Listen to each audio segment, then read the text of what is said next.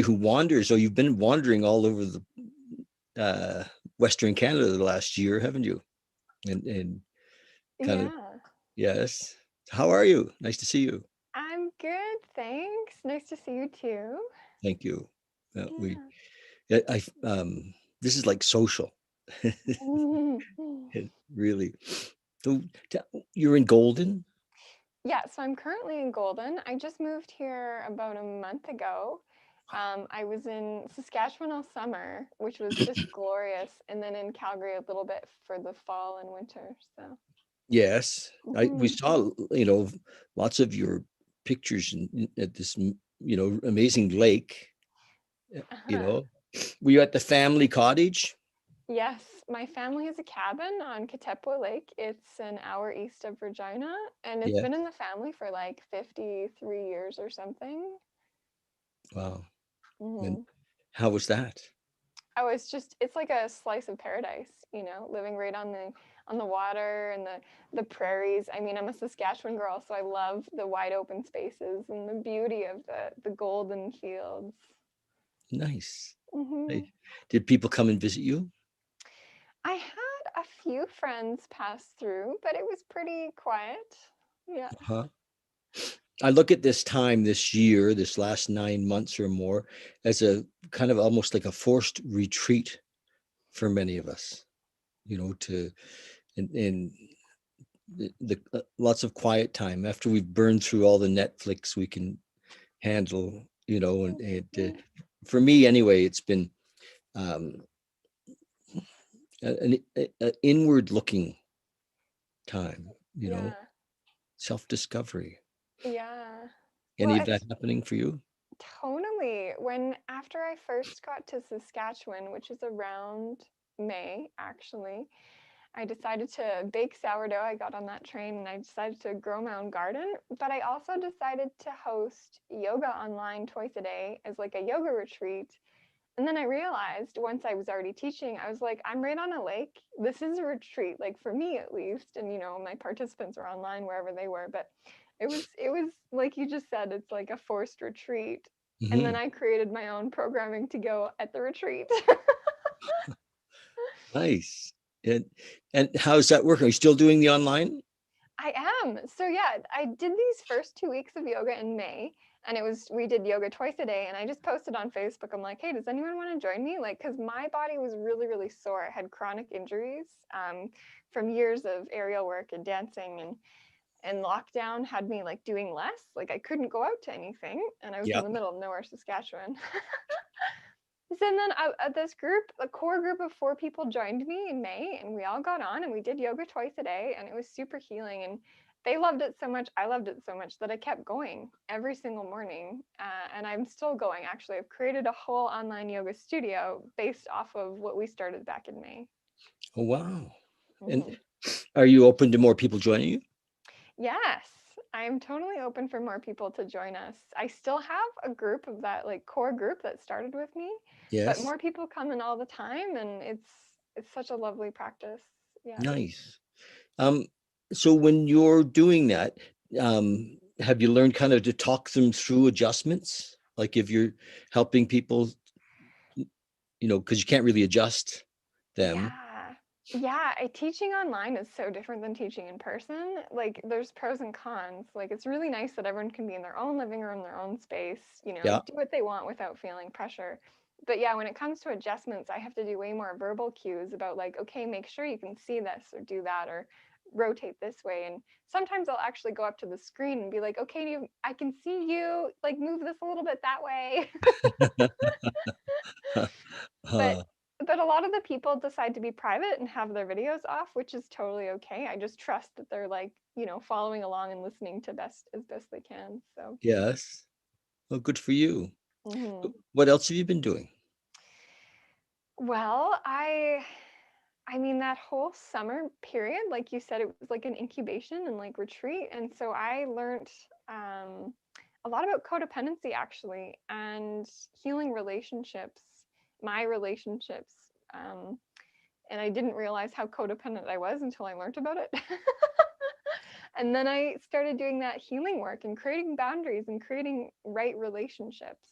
with my family, with my friends, with my business, even starting to teach yoga. I was like becoming codependent with my clients, and I was like, okay, we need to like get this healthy. And then I took a course on um, owning my value, and that was hosted by Lee Harris. He's an energy worker, and it was for people who are also energy workers. But it's not just for business, it's also for personal, like really owning your value. So those two things went really hand in hand for me. And um, There'd be both come under the title of self-discovery. right. I would think, rather than personal development, I like self-discovery. Yeah, I don't really like the title personal development either. It's more of like an inner unraveling. And Yes, it was perfect because everything stopped, right? And I didn't have anything to do. I had this time I could actually go in and ask the questions and do those changes without being distracted from everything. good for you. That's like Hmm. that's important stuff. It's like I feel like some of these things we should be taught when we're like just little, like Yes, it's yeah, it's like life 101. yes, yeah.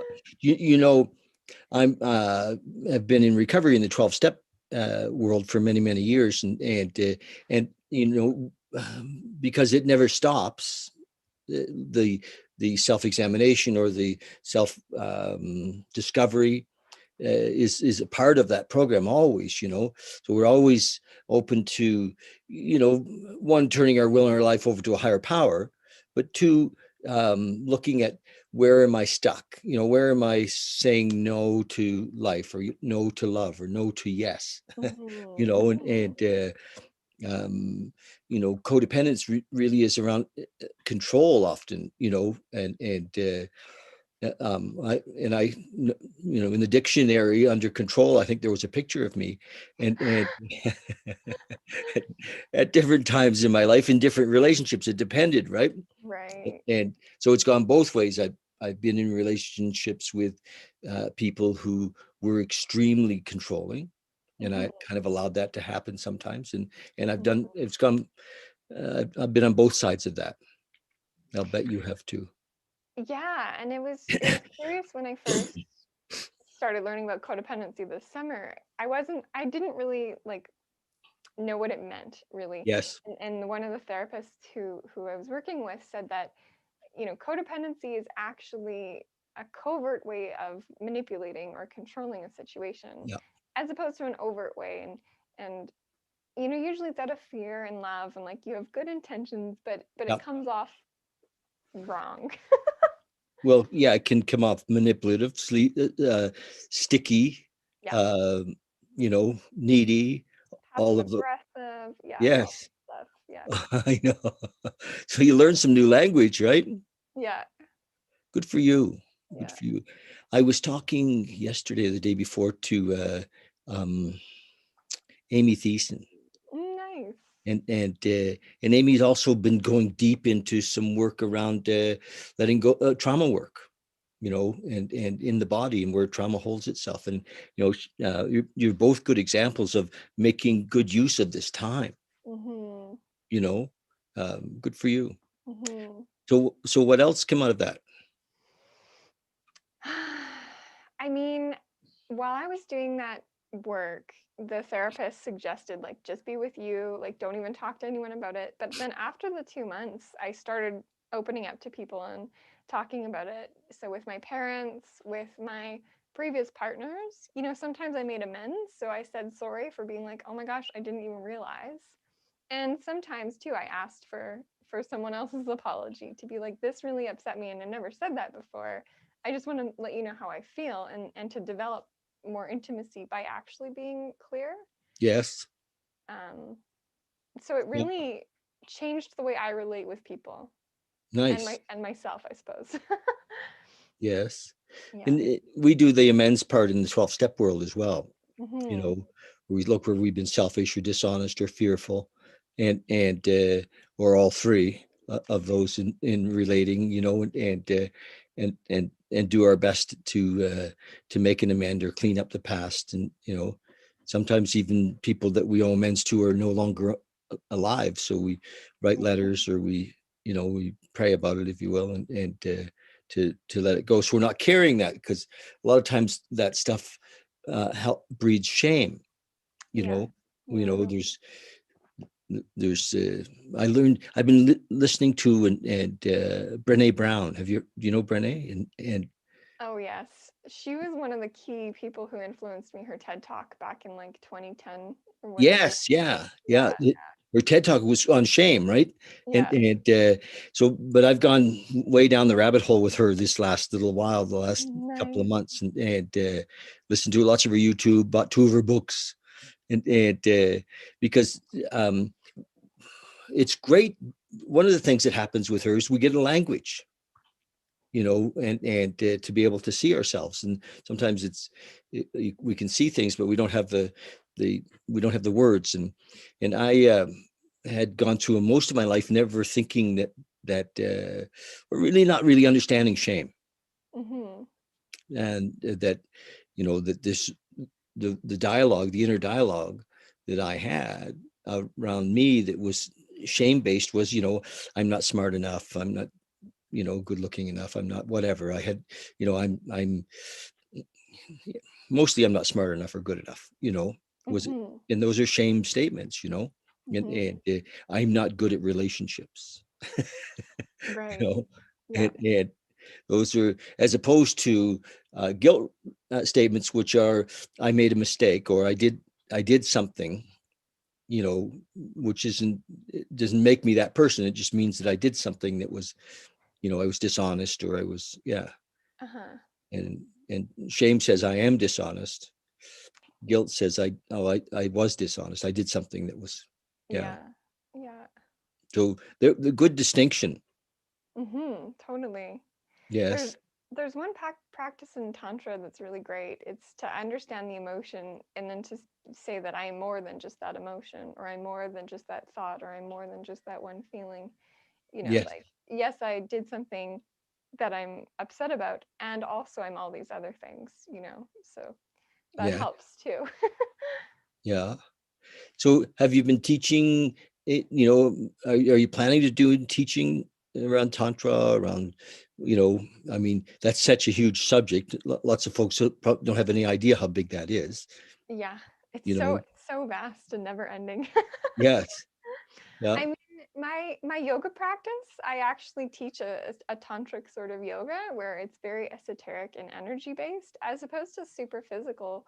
I mean, obviously, I'm teaching physical processes, but I'm tapping more into the energy. And so I talk a little bit about tantra and some of the work that we do physically that way. Yes. Um, I do still work one on one with clients in Tantra, and every once in a while I'll have a workshop, but I haven't been focusing too much on teaching it um, Hmm. on a wider scale yet. Okay. Hmm. So golden. I mean, why golden? Well, one, it's amazing the mountains here. Like every direction you look, it's almost like I'm living in a little womb because there's mountains in every direction. It's just like it's Yes. magic. Yes. And especially with lockdowns, I like to go outside every day, and I'd rather go outside, in the forest, in the mountains, by the river, instead of a concrete surrounding. Yes, I mean, I love Golden. And it's got a Mhm. couple of cute little coffee shops, and it's I think it's a pretty little town, Yes, it's and such a small town. it's very small, and Yeah. and but the weather there is, it actually warms up there. It's usually warmer there than here. Yeah, it's definitely that's what I found. It's much more mild here than Calgary. It's more temperate. Like it's around 0, maybe goes down to -10, but it never really gets colder than that. No, I know. Yeah, I've driven the road many, many times, and I know, once you get to Golden, once I get to Golden, it's Yes. the weather's going to change, and whether it's on the motorcycle or however I'm traveling, Golden is the turning point. Things change there, and then they Nice. change again at Sycamores, you know, Okay. or the other side of Revelstoke. It starts to warm up really seriously, Yeah, yeah. heading west. So, uh, not many travel plans this year, are there? Gosh. No, I mean, last year actually, before COVID hit, I was planning on going to Australia. My brother and his wife just had a child, but obviously that didn't happen. And now Australia is one of the most locked down countries. So No, never know. you can hardly get in there. Yeah. You know, I think that's what we're seeing now. It's even getting more so that way here. You know, Hmm. like I was thinking a couple of weeks ago, a friend invited me to come and visit in Maui. And Wow. yes, he said, come on, he's a buddy of mine. He's got a big house. And he said, you know, come and stay with me. And you know, oh, I was like, yes, yes. And I was just in the kind of the planning stages. And now there's, you have to jump through a lot of hoops coming back, Mm, you know, and anyway, I'm going to wait, that's fair. Yeah. you know, and what can I say? Although I am going to the coast, I thought I was going to go today, but it turns out now I'm going Saturday. And I have a brother in Campbell River who's older than I am, and has to go in for a little surgery next week, and I'm going to go and Hmm. kind of look after him a bit and you know, take him to the hospital and bring him home and Mm. Oh, that's great. Yeah, and yes, and the island is so nice. It's a good time of year to go and kind of get a break from our winter. yes, yeah. I've another buddy. I've lots of friends in the island, but um, McLeod, uh, Jason. I don't even know Jason McLeod, J Cloud. Anyway, um, Oh, yeah. yeah, he moved out there a few years ago to Duncan, so I'm going to go see Jay and go for a walk. And we've been friends for a long time. So, and I have friends in Victoria, so I may make my Vancouver Island a bit of a tour Great. and get around and see some people. And you know, yeah, I'm looking forward to that. Nice. Yes. Hmm. So, so what else? Tell us, you know, any big revelations this year? I mean, you talked about, you know, the whole idea of codependency and and what your discoveries there, and Hmm. was, you know, I mean, usually we don't start doing that work unless we've had some pain, you know, and pain's usually the motivator on that stuff, isn't it? Yeah. Yeah, well, so last winter I was actually dating someone who lived in Golden, Yes. and we were doing great, and then all of a sudden we weren't doing great, and we had a whole month where we were just fighting, and it ended really like poorly in my opinion. I was hurt, he was hurt. And then that sort of reminded me of like, oh, this really is mirroring a lot of what I felt with my father growing up. And I still have a lot of unresolved stuff around that. And I was like, okay, I need to focus there. So I started seeing a therapist, or I saw her online actually. This was before COVID, but still. And I started doing that work with my father, which was really important to unravel and actually speak my truth and speak what was going on for me, and try to make changes from the root. Yes. and and so yeah, that was really helpful.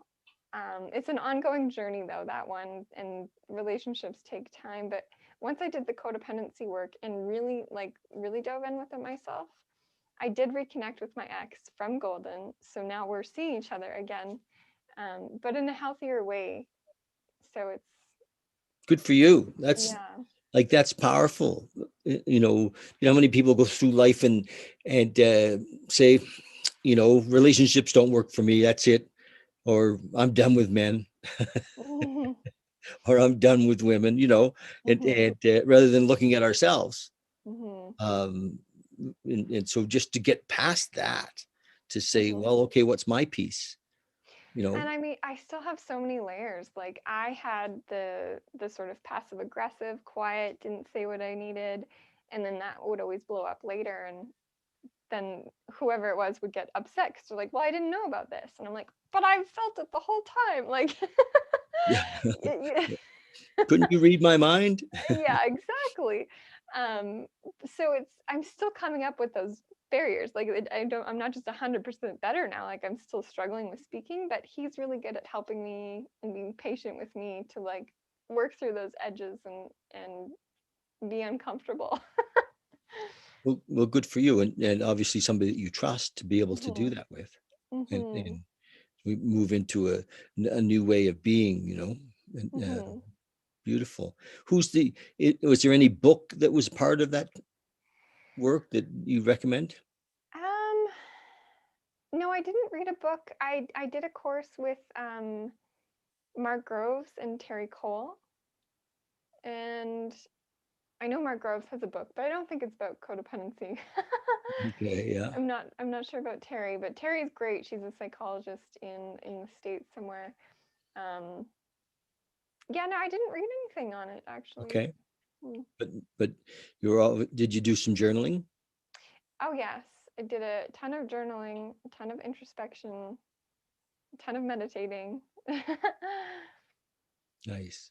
Hmm. Um, do you know who's been great for me this year is Muji. Nice. Yes. Just like I have, you know what? Over the years, I've read a lot of Dr. David Hawkins. You know Hawkins? Hmm. And Hawkins has this scale, this beautiful consciousness scale, and like the Bhagavad Gita vibrates, really, really high. It's on his Hmm. scale. The top of the scale is 1,000, which he calls Christ consciousness, and and down low on the scale would be guilt and shame and fear and anger and desire and pride, and all of those things are quite low.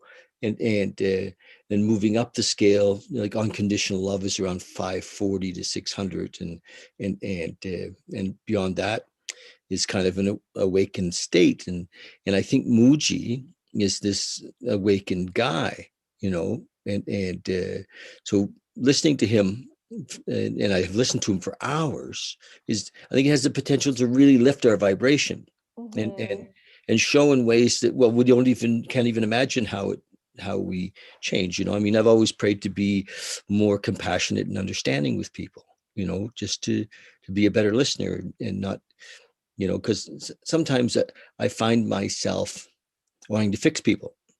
Hmm. Imagine, and you Very codependent. and and now it seems much easier just to be listening, just to be Hmm. there and listening. I made up this little thing: listening is loving. It is. Nice. They can be very much the same, and so Muji's been really, I think, uplifting this year for me. Um, Sometimes an hour, sometimes 3 hours a day, and not that I'm just sitting listening to Muji, but he's on. Yeah. You know, he's on when I'm getting ready in the morning. And he's on sometimes. I even am in my meditation, and he's still kind of playing over there. Yeah. And he has endless YouTubes, just endless. Amazing. Yeah. Yes. I've Uh, been listening to a lot of Sadhguru this year. do you like him, eh? Yeah. Like Yes. a lot of his thoughts are very similar to what I've been taught and what I feel. So, Yes. yeah. Yeah, I find I haven't connected with them, but I didn't connect originally with Muji either. So, Right. so I'll say I haven't connected with Sadhguru yet. You Yeah, know, it's everything comes at the right time when you need it. Like Muji is wonderful. I've only listened to a bit of him this year. yeah, Um, but I've also been reading a lot of Yogananda's book, Autobiography of a Yogi. beautiful. Yeah, yeah. A very high vibration book. Oh, it's great. It's like, yeah. It's off the charts. I mean, you could sleep with that book. Do you know what I mean? Because it just the vibration is Yeah. in the words. It doesn't. And I have, like, speaking of that, when I look at my little library in my room here, Hmm. um, I only have I've taken out the books that I don't. I've spent a few minutes with each one to see which one, really grabbed me as being more high vibration. So, Mm. and those books that weren't, I moved out of my room. Nice. Yes, and just to not have that energy here, and that might not be. I'd like to have books that are kind of over 600. In Yeah. the vibrational scale, and when you look at Hawkins' vibration scale, and Yeah. Yeah. mhm. So I think they have a vibration whether we open them or not, and Totally. Yeah. yeah, right One of on. my teachers said this summer, even if you buy a course or you buy a book and you never read it, the title of the thing still affects you. It still, yeah, offers its vibration, whatever that vibration is. So that's really cool that you pared down to only the high stuff. Well, yes, yeah, and so I put everything else in another bookshelf downstairs, Mm, um, yes. And the other thing is I loan books and they don't come back sometimes. right. Yeah. They disappear, right? And, so how are you doing? Like, are you able to make a living? Well, that's a good question. I actually just created a crowdfunder through ATB Financial. They have a booster campaign for female entrepreneurs. They call it Build Her Business, and it just happens every year. I think around February.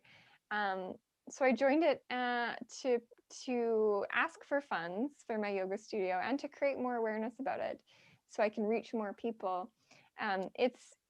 It's been sustaining me so far, but I just this month hired other yoga teachers to join me. So now that I have, more expenses, salaries and insurance and such like that, um, I do require a little bit more Do you have to have income. it if you're doing an online yoga teaching? Do you have to have insurance? I mean, like it's kind of like I'm not an insurance buff. And you Mhm. could buy insurance for everything or you don't have to buy insurance for everything, but Yes. in terms of being ethical, I think it's still nice to have Yeah. um Okay. Yeah. Of course. I never considered that. But yeah, but I'm more of a fly by the seat of your pants guy, and so yeah. I just hadn't thought of that. Nice, nice that you've done that, and good for you. So is some money going to come from that? You think from ATB? Totally, yeah. I'm only in the first week, and I've already raised, well, half of my goal for the first week, and we're only halfway through the first week, so I'm right on point. Oh, nice. Um, yeah, and now that I used to just host my yoga through Zoom, and I'd get everyone to register through Zoom, and maybe I'd update my website. It was kind of like willy nilly, kind of like you, fly by the seat of my pants. I'm like, we're doing this now. But I've created a whole platform. There's some really great booking softwares now, and so I put my whole yoga studio on there, and so now it's a little more formal and official, and people I don't even know are joining, which is super. And that's kind of what I want. I want to spread Yes. this beyond my limited network. What's the platform called? It's the platform is Bookwen. Okay. Yeah, Book one. so Bookwen. Okay. Book when. Okay. Yeah, Nice. it's kind of similar to the Mind Body Online platform, but it's a little different in functionality. And Mind So- Body Online is what most yoga studios use. And book when allows them to pay you as well Yep. through their platform. And Through PayPal or Stripe or however you have it set up. oh, I see. Okay. Yep. Well, good for you. Yeah. And you're doing 2 classes a day?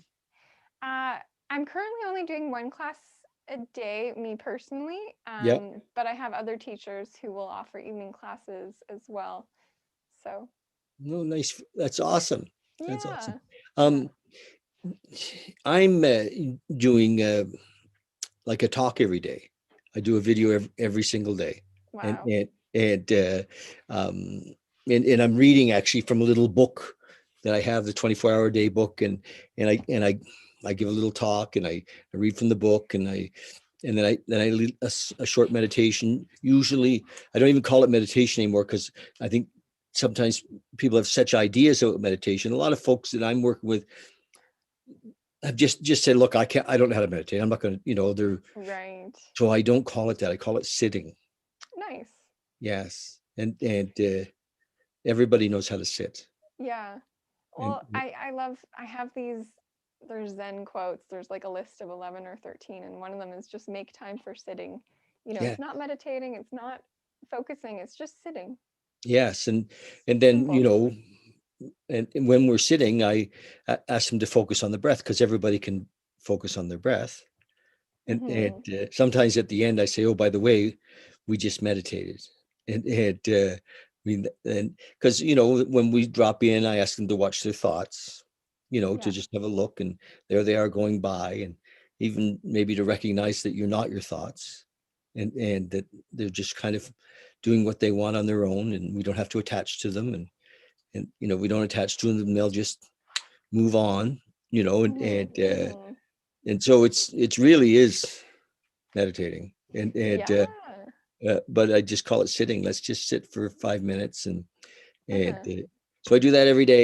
And what's come up is that I'd like to continue it. I have a following, and people are, and I'm looking at Patreon uh, Mhm. as a way to have, because I've said online, if I was, going to build a network of, would you guys, chip in, $10 a month to, Yeah. and I've gotten people say, yes, yeah, sure, we would. You're my daily thing. I come here every day to, Yeah. Yeah. absolutely. So I think that that's kind of up for me to do a Patreon. How have you found that app? Great. Yeah, I joined Patreon, oh gosh, 2 or 3 years ago now. And I joined it for my fine art work, my modeling work.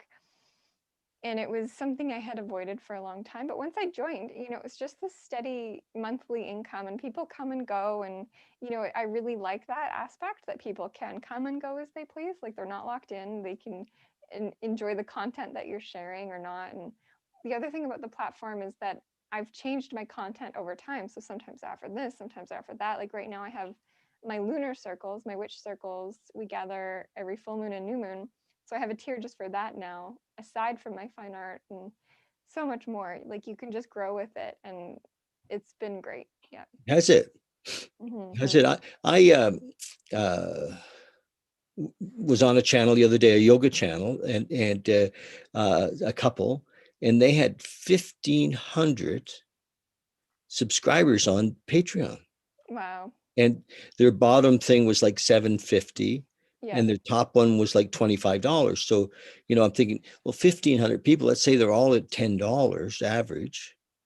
That's $15,000 a month. Yeah. It's Wow. like, you know, they must be, they must have quite a bit of value that they're producing. Totally.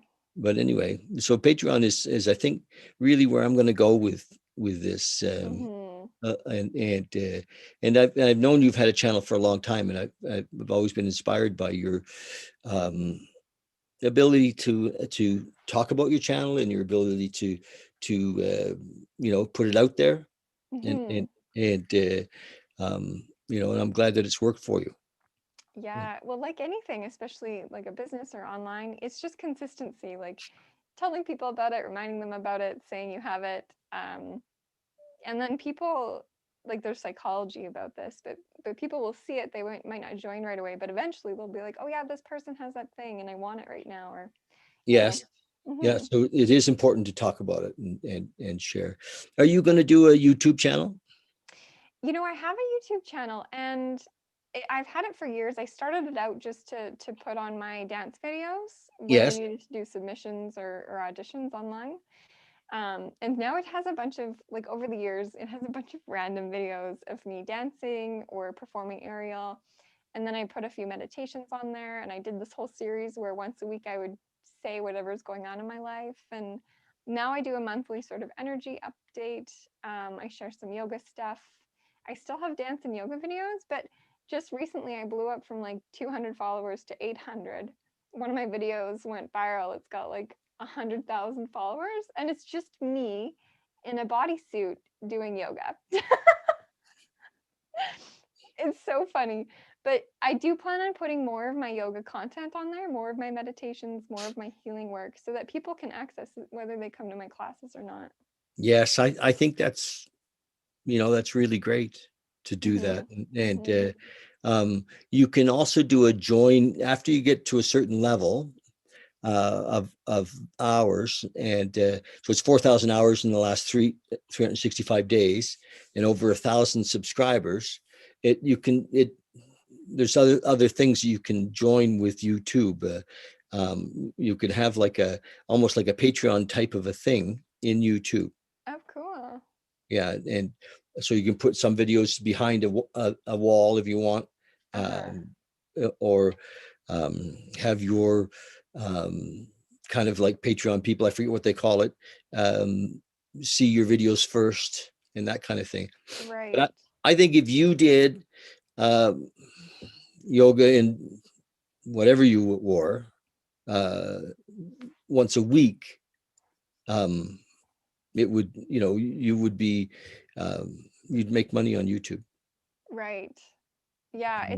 I mean, there's so many channels and so many things to focus on. It's hard to know which one to pick, but YouTube is Yes. definitely coming up more and more as people go there and interact there and in a different way than like Facebook and Instagram, but that content's also available, searchable consistently. Yeah. So, yeah, I'm interested in it.